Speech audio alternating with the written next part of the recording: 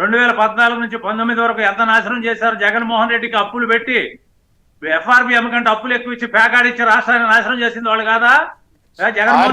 మీరు అర్థం చేసుకోవాలి, దానికి ఒక ఆర్బీ అనేది ఉంటుంది, అది అటానమస్ ఆర్గనైజేషన్. మనం మాట్లాడేది లేదు. ఆగాలి, మీ టైంలో మీరు మాట్లాడండి, మీ టైంలో మీరు మాట్లాడండి. నేను అడిగింది సూటి ప్రశ్న.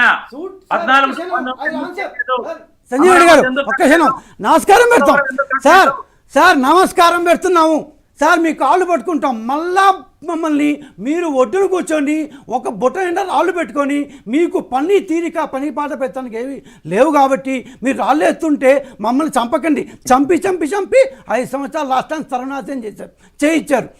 ఇవంతా ఇట్లాంటి మాట్లాడే మమ్మల్ని నాశనం చేశారు.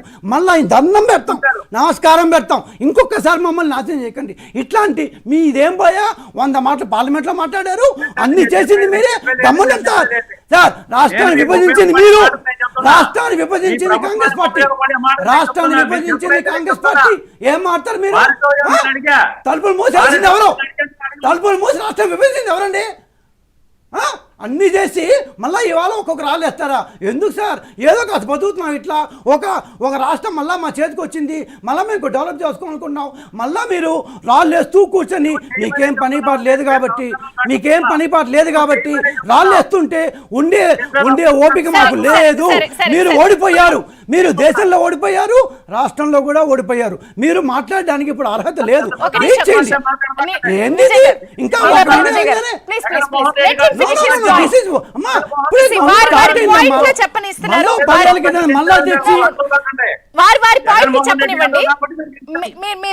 నిప్పు రాజేసి దాంట్లో చలి కాచుకున్నామంటే ఒప్పుకునే వాళ్ళు ఎవరు లేరు ఇక్కడ.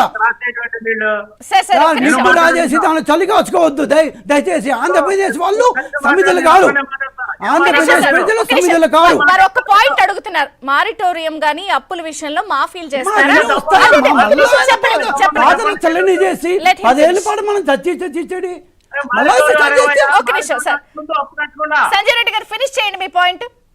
ఏం ఫినిష్ చేస్తామమ్మా? ఇట్లా ముగ్గురు వచ్చి ఇట్లా మాట్లాడితే ఏం ఫినిష్